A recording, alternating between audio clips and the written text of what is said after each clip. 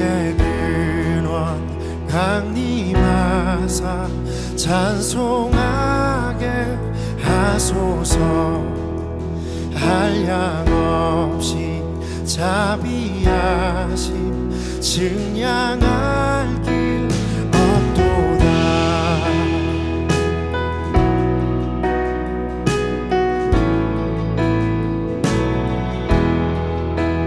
복의 근원 강림하사 찬송하게 하소서.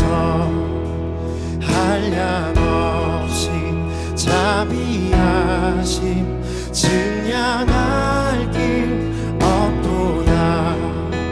천사들의 찬송가를 내게 가르치소서.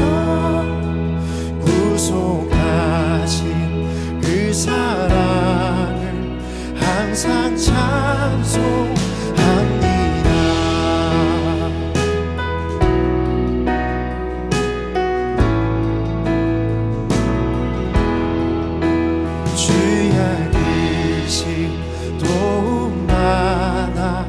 이때까지 왔으니 이와 같이 전국에도 이르기를 바라네. 하나님의 품을 떠나 죄에 빠진 우리를 예수 구원하시려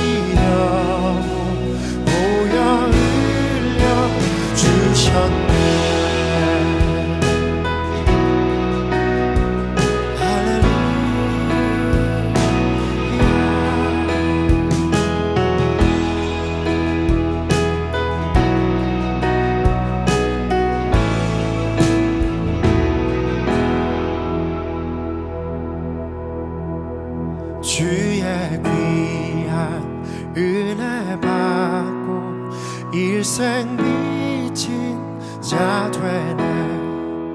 주의 은혜 사슬되사 나를 주께 매소서. 우리 마음은 연약하여 범죄하기 쉬우니 하나님이 받으시고 전국인을 지소서. 우리 마음은 연약하여 범죄하기 쉬우니 하나님이 받으시고 전국인을 지소서. 하나님의 품을 떠나 죄에 빠진 우리를 예수 구원하시려고 보혈 흘려 주셨네. 천사들의 찬송가를 내게 가르치소서. 그 사랑을 항상 찬송합니다.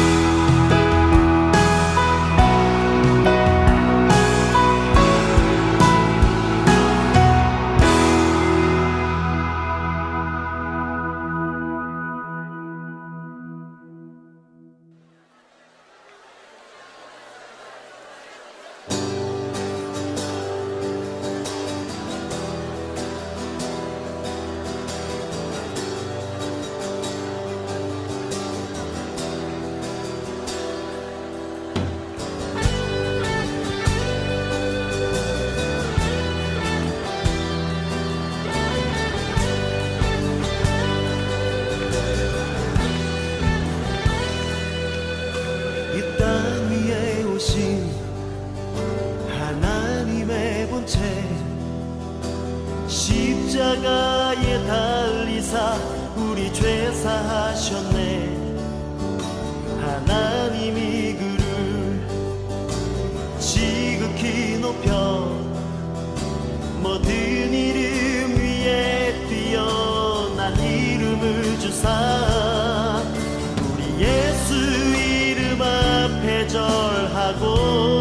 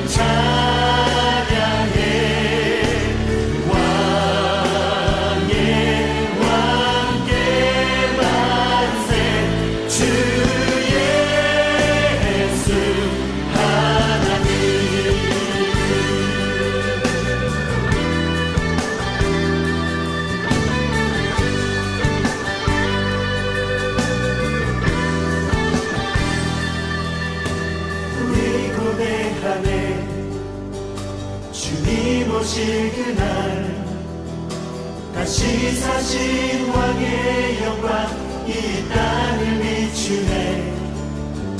사단의 권세는 주 앞에 무너져 생명과 진리의 주권 새 가장 높도다. 우리 예수 이름 앞에 절하고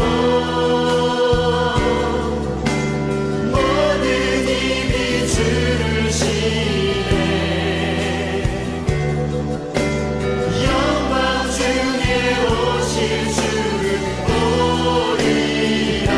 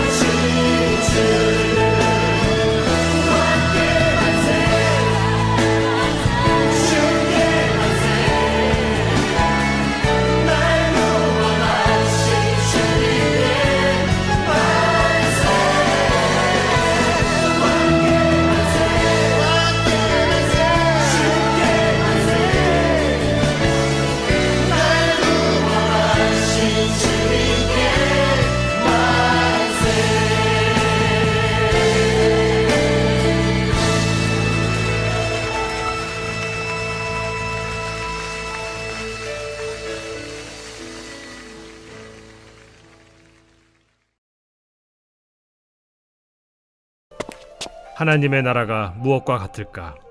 내가 무엇으로 비교할까? 마치 사람이 자기 채소밭에 갖다 심은 겨자씨 한 알 같으니 자라 나무가 되어 공중의 새들이 그 가지에 깃들였느니라. 내가 하나님의 나라를 무엇으로 비교할까? 마치 여자가 가루 서말 속에 갖다 넣어 전부 부풀게 한 누룩과 같으니라. 우리는 지난 시간 안식일에 회당에서 병을 고쳤던 예수님의 모습을 살펴보았습니다. 예수님은 18일 동안 굽었던 여자의 병을 고쳐주었습니다. 이 모습을 본 회당장은 병을 고치고 싶으면 안식일이 아닌 다른 날에 고쳐야 한다 말을 했습니다.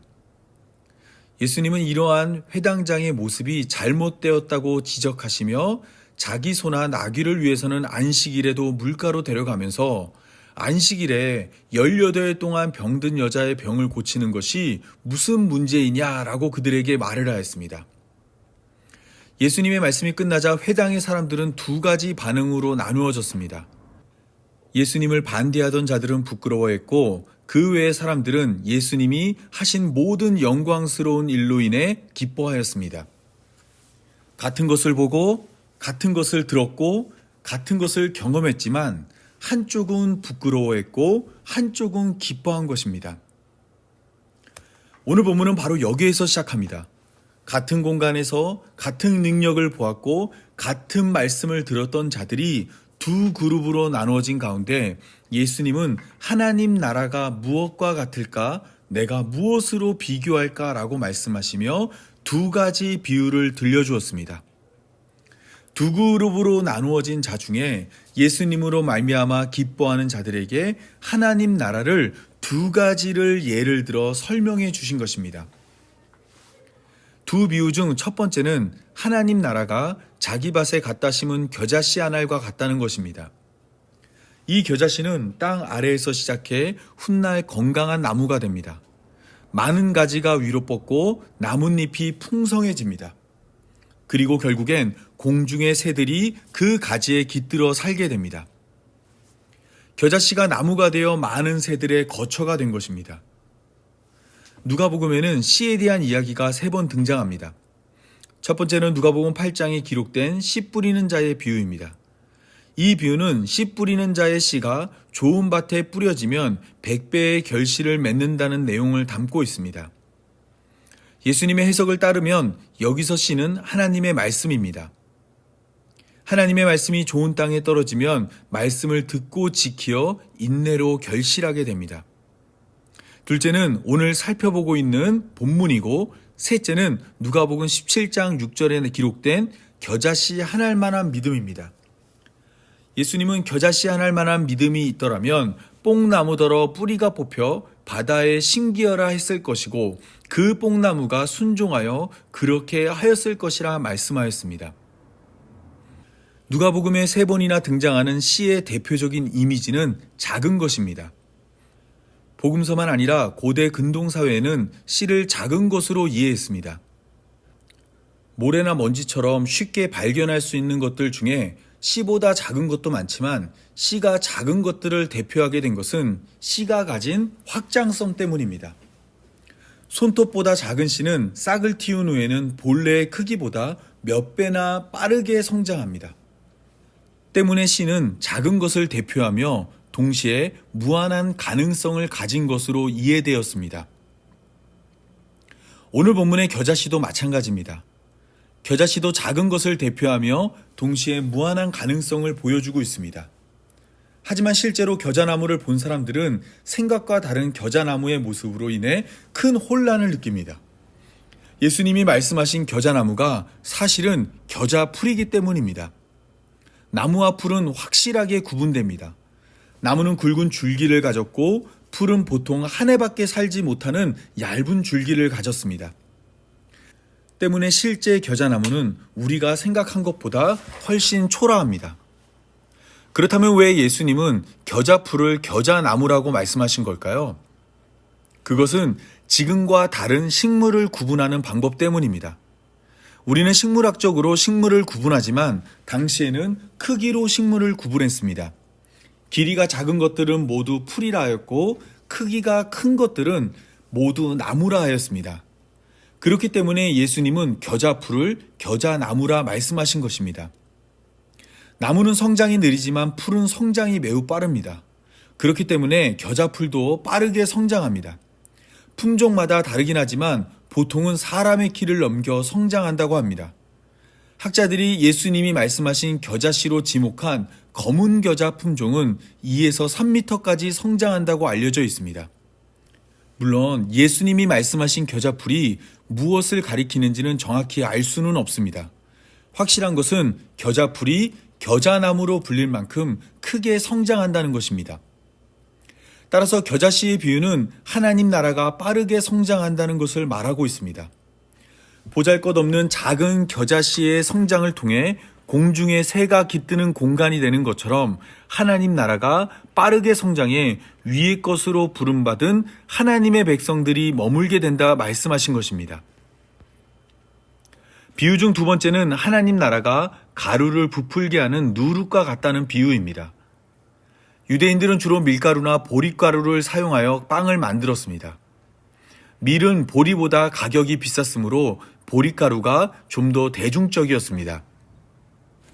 곡물을 갈아서 만든 가루는 물을 섞어 반죽을 한 후 발효제로 소량의 누룩을 넣습니다. 누룩은 밀을 굵게 갈아 반죽하고 띄운 술의 원료로 누룩 속에 들어있는 곰팡이의 번식으로 누룩이 가루 속에 들어가면 빠르게 부풀어 오릅니다. 이렇게 만들어진 빵은 누룩이 들어가지 않은 빵보다 훨씬 부드럽고 맛이 좋습니다. 때문에 누룩도 겨자씨와 마찬가지로 확장성을 보여줍니다. 소량의 누룩만으로 가루의 부피를 크게 하고 맛도 더 좋게 만들기 때문입니다. 따라서 누룩의 비유도 하나님 나라가 빠르게 성장한다는 것을 말하고 있습니다. 적은 양의 누룩이 가루와 만나 팽창함으로 더 크고 맛있는 빵이 되는 것처럼 하나님 나라가 빠르게 성장해 지금보다 더 나은 모습으로 곧 자리 잡을 것이라 말씀하신 것입니다. 이처럼 오늘 본문에 등장하는 두 가지 비유는 같은 것을 말하고 있습니다. 하나님 나라를 겨자씨와 누룩으로 비교해 작은 것에서 출발해 크게 성장할 것이라 말씀하신 것입니다. 이때 겨자씨는 수직적인 성장을 보여줍니다. 땅 아래 심겨진 겨자씨를 시작으로 땅 위에 나무가 되고 결국엔 공중에 새가 깃드는 거처가 됩니다. 겨자씨의 비유가 고개를 아래에서 위로 움직이게 합니다. 그에 반해 누룩은 수평적인 성장을 보여줍니다. 우리나라에서 볼 수 있는 빵들은 두껍게 부풀어 오르지만 중동에서의 빵들은 얇게 옆으로 펼쳐집니다. 대개 두께가 1에서 2.5cm 정도 됩니다. 때문에 누룩의 비유는 고개를 좌에서 우로 움직이게 합니다. 두 비유가 들려주고 있는 하나님 나라의 성장은 사도행전에서 잘 나타납니다. 성령을 받은 베드로의 설교가 끝나자 그날 믿기로 한 자가 3,000명이 되었습니다. 성전 미문 앞에 안진뱅이를 일으킨 후에는 5,000명의 사람이 예수님을 믿게 되었습니다. 3,000명에서 5,000명이 되고 그 후에는 기하급수적으로 많은 사람들이 교회가 되었습니다. 핍박과 밖에는 나날이 늘어갔지만 교회는 굴하지 않고 성장을 계속했습니다. 겨자씨와 누룩으로 비교한 하나님 나라가 예수님의 말씀대로 빠르고 또한 크게 성장한 것입니다. 한때 대형 교회들이 앞다투어 성장의 비결을 세미나를 통해 공개하던 때가 있었습니다. 그럴듯한 이름과 복음적인 포장으로 결과만을 추구하는 세미나가 우후죽순 생겨났습니다. 성도의 제자화를 외치며 목사의 제자를 만드는 프로그램도 있었고 멸치와 성도는 볶아야 제맛이라며 전도하라고 들들 볶는 세미나도 있었습니다. 다단계 시스템과 똑같은 체계로 교인을 모집하는 세미나도 있었고 열광주의와 은사주의로 성도들을 붙잡아야 한다 말하는 세미나도 있었습니다. 모든 교회가 성장만을 추구하다 보니 교회의 성장만을 연구하는 연구소도 생겼고 전문적으로 교회의 시스템과 방향을 디자인해주는 컨설턴트도 생겨났습니다. 교회 성장이 성공이고 교인의 수가 교회의 힘이 된다는 생각에 많은 교회가 경주마처럼 좌우를 살피지 않고 앞만 보며 내달렸습니다. 수단과 방법을 가리지 않고 교회의 사이즈를 넓히는 데 집중했습니다. 상품을 걸고 전도대회를 열거나 어린아이들에게 교회에 나오는 조건으로 현금을 지급하는 교회도 있었습니다. 하지만 이러한 방법은 예수님이 말씀하신 성장의 방법과 다릅니다. 예수님은 하나님의 나라가 겨자씨와 누룩으로 빠르고 또한 크게 성장할 것이라 말씀하였습니다. 겨자씨는 앞서 말씀드린 것처럼 성장하면 겨자풀이 됩니다. 품종에 따라 의견이 갈리지만 대부분의 겨자풀은 당시에 의도적으로 밭에 뿌려 경작하는 작물이 아닙니다. 유대인들의 구전 토라를 편찬한 미쉬나 켈럼은 겨자풀은 채소밭에서 경작하는 것을 금했습니다. 겨자풀의 폭발적인 번식력과 성장 속도 때문에 다른 작물을 경작할 수 없었기 때문입니다. 그런데 예수님은 이러한 사실을 알면서도 겨자풀을 채소밭에서 경작하겠다고 말씀하였습니다. 모두가 흔하고 하찮다 여기는 겨자씨를 통해 공중의 새들이 거하는 거처를 마련하겠다 말씀하신 것입니다. 식재료로 누룩은 유대인들에게 매우 중요하지만 종교적으로 누룩은 부정한 것으로 여겨졌습니다. 반죽되어진 가루의 실제 모습을 더욱 크게 부풀리는 누룩의 성질이 외식과 가식으로 여겨졌기 때문입니다. 이러한 이해는 유월절에 잘 반영되어 나타납니다. 하나님은 출애굽을 준비하는 이스라엘 백성에게 누룩을 넣지 않은 무교병을 먹고 애굽에서 나오라 명령하였습니다. 또한 무교절을 정해 이스라엘 백성에게 누룩 없는 빵으로 배를 채우는 절기도 지키라 명령하였습니다. 누룩이 들어가지 않은 빵은 납작하고 맛이 없지만 하나님은 있는 그대로의 모습으로 하나님 앞에 서야 함을 알려주기 위해 누룩이 들어가지 않은 빵을 먹게 하였습니다. 누가복음 12장 1절에서 예수님이 바리새인들의 누룩, 곧 외식을 주의하라 말씀하신 것은 사람들이 누룩을 어떻게 생각하고 있었는지를 잘 보여줍니다. 누룩은 실생활에 꼭 필요하지만 부정하고 경계해야 할 것이었습니다. 그런데 예수님은 바로 이러한 누룩을 통해 서말의 가루를 부풀게 하겠다 말씀하였습니다. 모두가 부정하다 여기고 경계해야 할 누룩을 통해 하나님 나라가 빠르고 크게 성장할 것이라 말씀하신 것입니다. 에스겔 17장을 보면 하나님은 이스라엘에게 수수께끼와 비유를 말씀하십니다. 이 수수께끼와 비유가 해석되는 부분은 오늘 본문과 유사한 내용이 등장합니다. 이스라엘 높은 산에 심은 가지가 무성하고 열매를 맺어 아름다운 백향목이 될 것이고 각종 새가 그 아래 깃들며 그 가지 그늘에 살게 된다는 말씀입니다. 하나님은 이스라엘 백성을 자주 나무로 비유하였습니다. 나무는 위로 성장하지만 뿌리는 땅에 박혀 있습니다.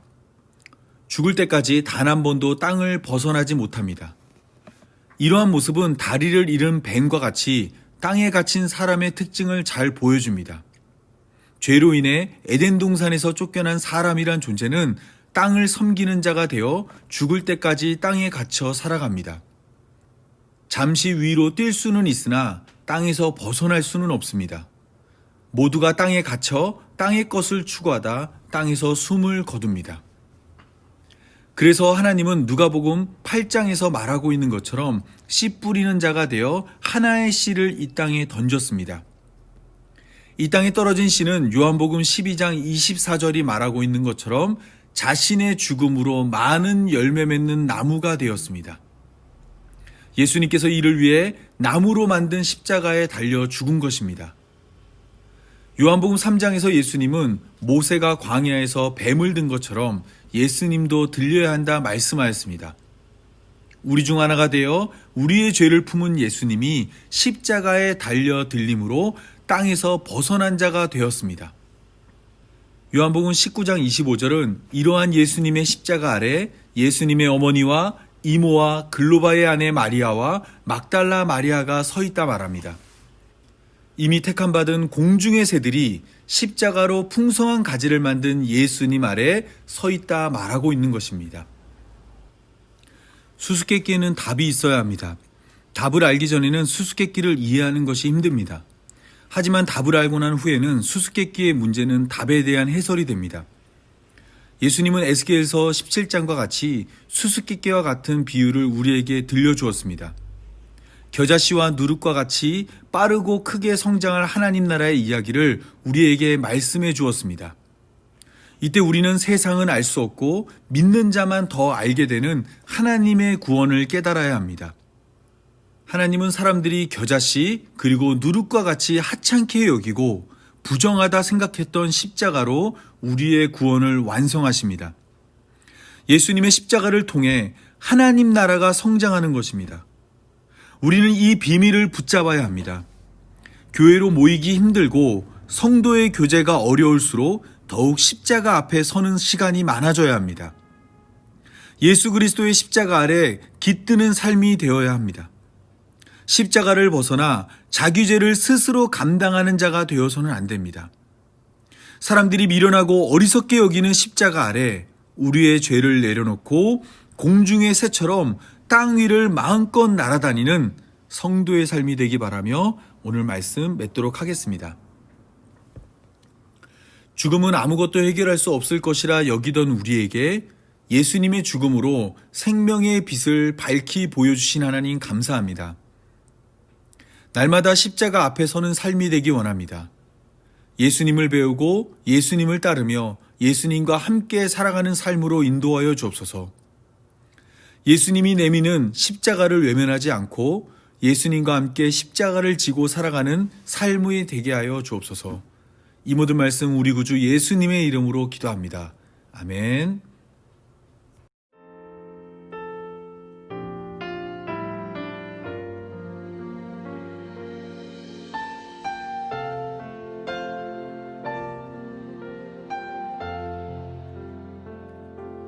주의 음성을 내가 들으니 사랑하는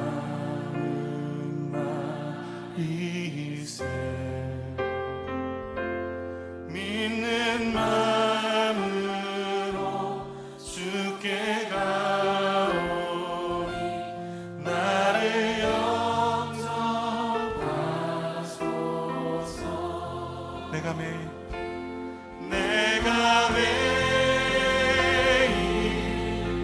십자가 앞에 더 가까이 가오니 구세주의 흘린 법에 비로소 나를 정케 주여 넓으신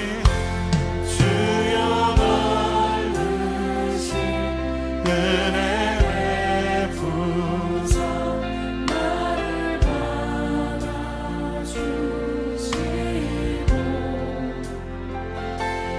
나의 품을 끈 주의 뜻까지 되게 하여 주소서.